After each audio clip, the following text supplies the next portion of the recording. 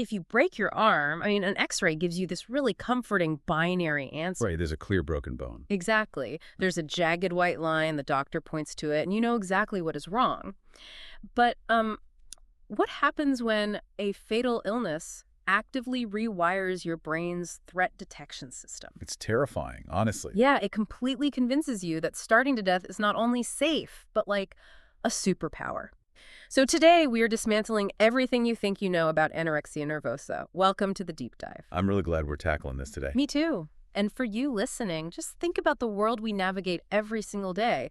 We are saturated by diet culture, by social media algorithms pushing, the perfect body. Oh, absolutely. Influencers preaching extreme wellness and fasting routines, it's everywhere. Right. So how do we distinguish between what our culture praises as extreme discipline and a literal life-threatening illness?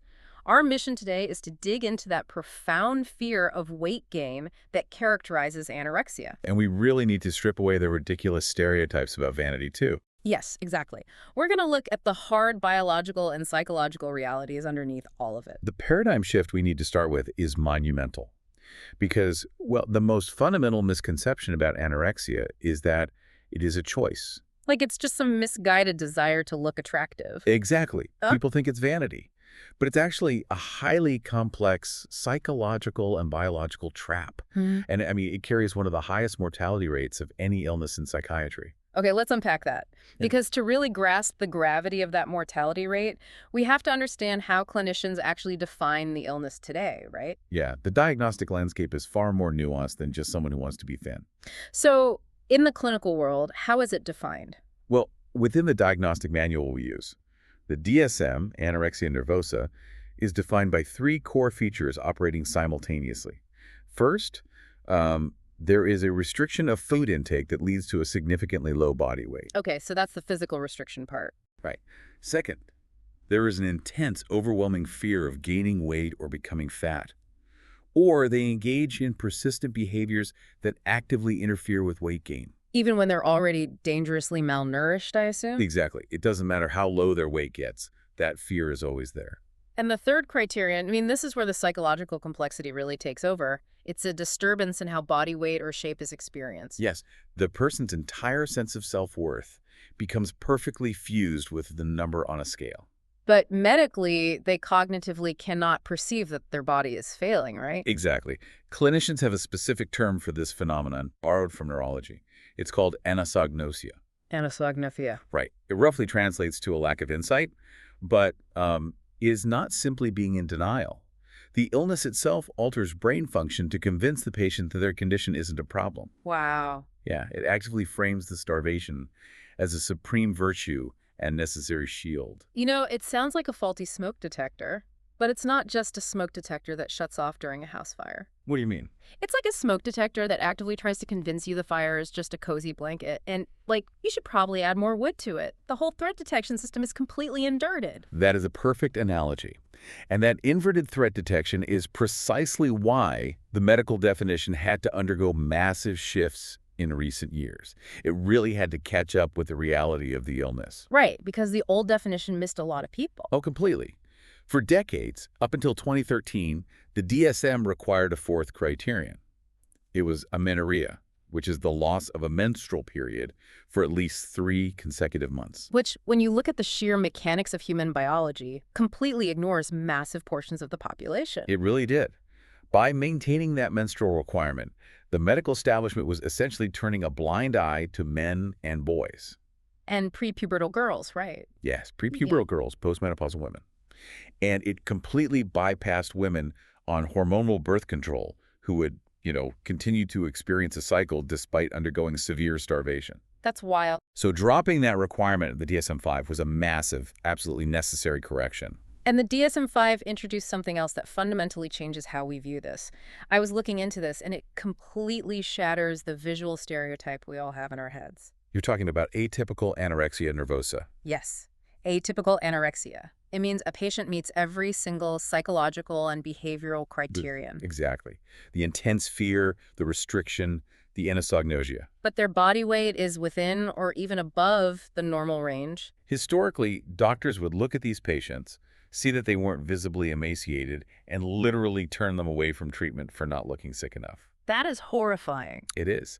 Because clinically, if a person drops precipitously from a higher weight, say they lose 70 pounds in a matter of months, their body enters the exact same physiological starvation panic as someone who weighs 90 pounds. So they are just as medically endangered. Absolutely. Their organs are under the same immense stress, and they are just as psychologically consumed by the disorder. Which brings us to the biology of this, the control trap. If the illness tricks the brain into thinking starvation is a virtue, we really have to look at what starvation actually does to the human mind. Right, because food restriction usually doesn't start as a quest for thinness. No, it starts as a coping mechanism. Like, it's a way of exerting control, reducing anxiety, or managing perfectionism in someone who just feels completely overwhelmed or powerless in other areas of their life. Exactly. The initial restriction provides a temporary sense of mastery, but then the starvation itself takes the wheel. Okay, explain that. This is perhaps the single most important mechanistic insight in the field of eating disorders. We can trace this back to a study from 1944, the Minnesota starvation experiment. Right. Ironically, it wasn't even designed to study eating disorders. Physiologist Ansel Keys took 36 healthy young men, conscientious objectors during World War II, and put them through 6 months of semi-starvation. And he did this to study famine, right? Yes. He cut their calories roughly in half to study the physiological effects of famine, so the Allies could design targeted relief efforts for post-war Europe. And what's wild to me is that these were guys with absolutely no history of eating disorders. They had completely healthy psychological profiles prior to the study. Completely healthy. Right. But within weeks of their calories being halved, starvation alone completely hijacked their minds. Wow. In just weeks? Yeah. They developed extreme obsessive preoccupations with food. They started hoarding recipes, obsessively collecting cookbooks, dreaming about meals, and rearranging the meager food on their plates in these bizarre, time-consuming rituals. Just from the lack of food. Exactly. They suffered severe mood disturbances, extreme depression, irritability, and profound social withdrawal.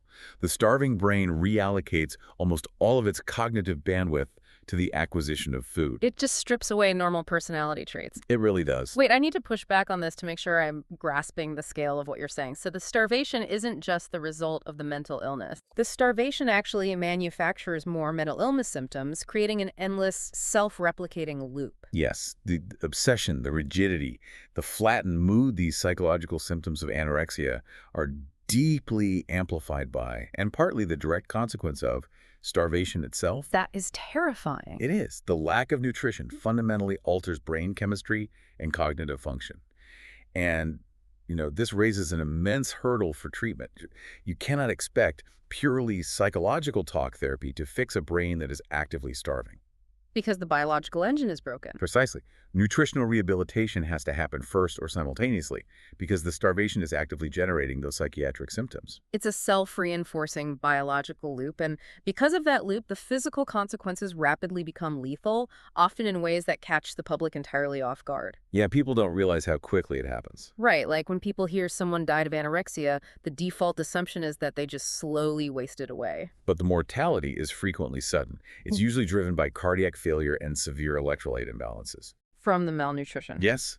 Prolonged malnutrition forces the body to consume its own tissue for energy, which physically weakens the heart muscle. Oh, wow. And when you combine a weakened heart with purging behaviors like vomiting or the abuse of laxatives and diuretics, you violently disrupt the body's electrolytes, specifically potassium. And that causes the heart issues. Right. That rapid shift can trigger fatal heart arrhythmias instantly, even in someone who appears to be functioning normally. Which brings us to Karen Carpenter. She was incredibly famous in the 1970s as the singer for the Carpenters, and she died in 1983 at just 32 years old. Her story is so tragic. It really is. Her death served as this tragic watershed moment that forced anorexia nervosa into mainstream American consciousness. Because before 1983, it was a secret illness, barely discussed. Very true. She died of heart failure, which her physicians directly attributed to the immense damage done to her body by chronic starvation and the abuse of ipecac syrup, which she used to induce vomiting. Her case illuminated the fatal reality of those cardiac consequences. And, we see similar systemic tragedies in high-performance subcultures, too. Take the case of Christy Henrich. Right, an elite American gymnast. She was vying for a spot on the 1988 Olympic team, Yes. and reportedly, an international judge told her she needed to lose weight to stay competitive. A single comment in an already pressure cooker environment, she developed severe anorexia and died at age 22, weighing less than 50 pounds from multi-organ failure. Christy Henrik's tragedy highlights how high-performance environments, gymnastics, ballet, wrestling, distance running, function as high-risk incubators for this illness. Because they reward the restriction. Exactly. These are cultures that actively reward and praise initial restrictive eating. You lose weight, you perform slightly better or fit an aesthetic ideal, and you get praised by coaches and judges. So the environment positively reinforces the pathology until it becomes an uncontrollable biological trap. Yes, and this ties directly into the physiological mechanism sports medicine calls REDS. Relative energy deficiency in sport. I was reading the breakdown of this, and it's fascinating how the body triages survival. It really is. RDS is a syndrome of low energy availability that causes a total cascade of physiological impairments. When an athlete expends far more energy than they consume, the body realizes it is in a massive deficit. So it panics. Essentially, yes. To keep the heart beating and the lungs breathing, it starts shutting down non-essential biological systems. It halts bone regeneration, leading to osteoporosis. Oh, nah. It suppresses the reproductive system, halting hormone production. It severely compromises the immune system. And this can happen with or without a diagnosable eating disorder, but the overlapping pressures are undeniable. And knowing all this, the cardiac risks, the atypical presentations, the sports, triggers, it brings us to a really dangerous misconception. The deeply ingrained idea that anorexia only affects thin, white teenage girls. That is one of the most harmful stereotypes out there. Right.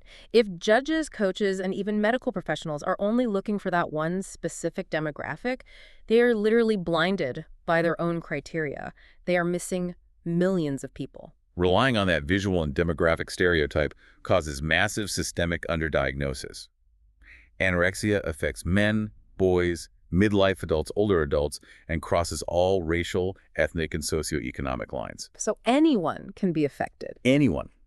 If a doctor is only screening for eating disorders in young white women, and they see a middle-aged black man presenting with extreme, rapid weight loss and heart palpitations, they might completely miss it. They miss the anosognosia? Exactly. They miss the psychological restriction driving it, and they might write it off as some mysterious gastric issue. Speaking of gastric issues, it really makes you wonder about the origins of this. We know how it functions today, and we see it amplified in our modern sports and diet cultures.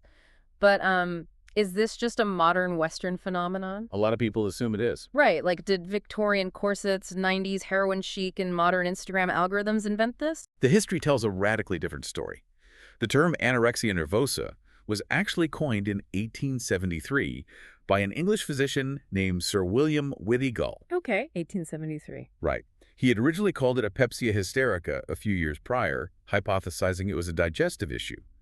But he intentionally renamed it to anorexia nervosa to emphasize that the root problem was nervous, meaning neurological and psychological, not gastric. So it wasn't a broken stomach. Exactly. It was a psychological refusal of food. And right around the exact same time, a French physician named Ernest Charles Lesage published a paper in Paris describing the exact same condition. Yes, they were working independently. But Lesage pointed out the social mechanism, detailing how the food refusal turned the dinner table into a total battleground of pleading and anger, a dynamic that family therapists still deal with every single day. But even Gull and Lesage didn't invent the behavior, They just codified it into medical literature.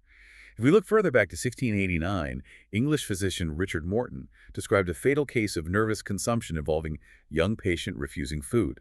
And we can go back even further to the Middle Ages.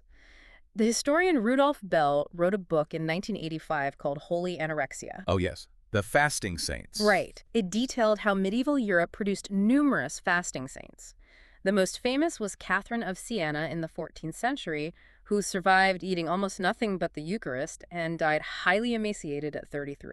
It's a striking parallel. The behavioral and psychological patterns, the rigid fasting, the hyperactivity, the denial of hunger were strikingly identical to modern anorexia. But the meaning-making system was entirely different. Catherine of Siena wasn't striving for a modern, thin ideal. Yeah. Her restriction was driven by religious asceticism. Which completely disrupts the idea that anorexia is purely a product of modern beauty standards. Exactly. Which brings up an incredible debate about the fear of weight gain itself.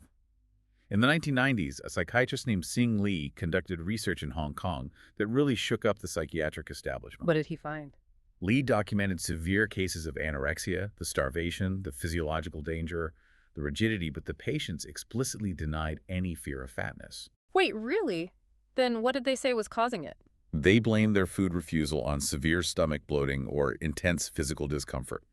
It demonstrated that while the biological mechanism of starvation is universal, the cultural justification for the restriction adapts to the environment. Wow. Yeah, the culture provides the vocabulary, but the biology drives the illness.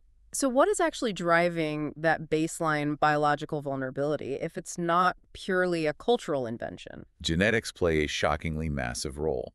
Twin studies have consistently shown that anorexia has a heritability rate of roughly 50 to 60%. 50 to 60%. Yes, that makes it comparable to the genetic load of major depression or bipolar disorder. Here is where it gets really interesting. In 2019, a massive genome-wide association study led by Laramie Duncan found something groundbreaking about those genetics. The metabolic connection. Yes.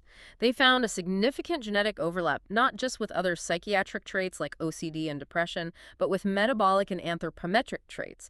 Their baseline metabolism is fundamentally wired differently. It's a huge discovery. So are we saying anorexia might actually be a metabolic disorder wearing a psychiatric trench coat? That is exactly what researchers are debating right now. This study suggests anorexia is partly a metabolic disorder with psychiatric features, rather than solely a psychiatric disorder that happens to cause metabolic issues down the line. That completely flips how we look at it. It does. The body's engine handles energy storage and expenditure differently, predisposing the brain to this specific psychological manifestation when an energy deficit occurs. It is a profound reframing of the illness. With all these new genetic and metabolic insights, the way the medical community actually treats this disorder must have had to undergo a massive evolution. A massive and, frankly, deeply painful evolution. Because historically, the medical field got the blame game spectacularly wrong. In what way? In the mid-20th century, psychoanalytic theory, heavily pushed by figures like Salvador Minuchin, blamed the family. They argued anorexia was caused by enmeshed, overprotective family dynamics, theorizing that the child was using starvation to exert control against overbearing parents. And this led to a treatment approach called parentectomy, like an appendectomy, but surgically removing the parents from the child's life. Literally. They removed parents from the treatment process, isolating the patient and viewing the family as the toxic root cause. Sounds awful. It was a catastrophic clinical failure. It delayed real nutritional treatment, alienated parents when the terrified patient needed them most, and lacked any rigorous scientific evidence. I can't even imagine. Today, the pendulum has completely swung the other way with family-based treatment, also known as the Maudsley approach. Wait, I have to stop you there. Family-based treatment puts the parents firmly in charge of renourishing their child, right? Yes, they lead the nutritional recovery. You're saying we tell parents to act as the primary enforcers of food intake for a child whose illness is entirely built around control and defiance. Doesn't that just turn the dinner table into a daily war zone? How does that actually work in practice? It is incredibly difficult, you're right, but it works by externalizing the illness. The therapist trains the parents to separate their child from the anorexia. So it's not parent versus child. Exactly. The parents aren't fighting their child, they are fighting the illness that has hijacked their child's brain.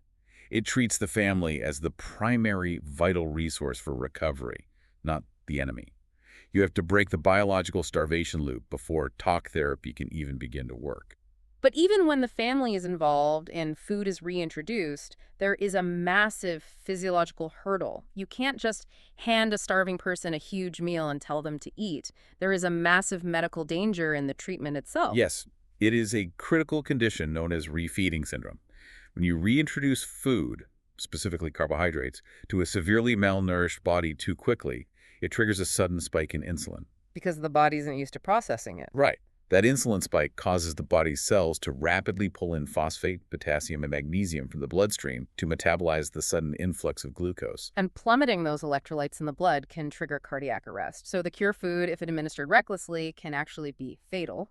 Which is exactly why early renourishment has to be handled with extreme medical precision, often in an inpatient setting, monitoring those blood levels constantly. Before we wrap up, I think we need to help you, the listener, navigate a bit of clinical jargon to understand why anorexia is so uniquely stubborn compared to other conditions. Yeah, the terminology can be confusing. Because the psychiatric field mentions a bunch of neighboring conditions, like bulimia, which involves binging and purging, usually at a normal weight, ARFID, which is sensory-based food avoidance without the body image disturbance. Right.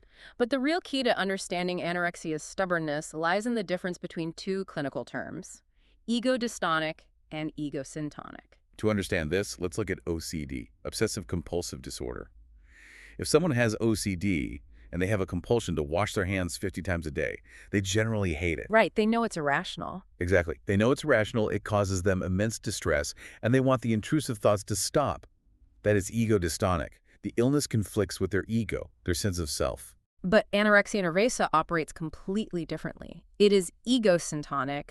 The symptoms, the severe restriction, the weight loss, the rigid dietary rules feel completely aligned with the patient's identity and core values. Yes. To them, the illness doesn't feel like an affliction. It feels like a shield, an achievement, a core part of who they are. They do not want to let it go. And this brings us right back to the anosognosia. The broken smoke detector says the fire is good. You are asking a patient to let go of a coping mechanism that their starving, metabolically altered brain firmly believes is saving their life. So what does this all mean for us, for you listening? We've journeyed through a lot of complex terrain today. Anorexia is an incredibly complex, biologically entrenched, genetically influenced illness. It is not vanity. No, not at all. It predates Instagram and Victorian England by centuries. And understanding all of this, the neurological anosognosia, the metabolic genetics, the fatal reality of cardiac failure, it helps us spot the dangerous ways our everyday society operates. Absolutely. We live in a world that routinely conflates extreme thinness and restrictive eating with discipline and success. By understanding the true biological nature of this illness, we can stop validating the very behaviors that might be masking a deadly biological trap. We stop praising the symptoms. Which brings me to a final thought I want to leave you with today. Something to mull over as you go about your week. Think back to that Minnesota starvation experiment we talked about. Where the healthy men became completely obsessed with food. Exactly. If Ansel Keys proved that simply cutting calories in half can induce intense psychological obsession, bizarre food rituals, and severe emotional flattening in completely healthy people, well, how much of the moodiness, the rigidity, and the food obsession we casually brush off as just dieting or wellness routines in our modern culture is actually just our brains reacting to mild, continuous starvation? If the medical X-ray machine is broken for eating disorders, maybe we need to take a much harder look at the smoke detectors we've installed in our own lives.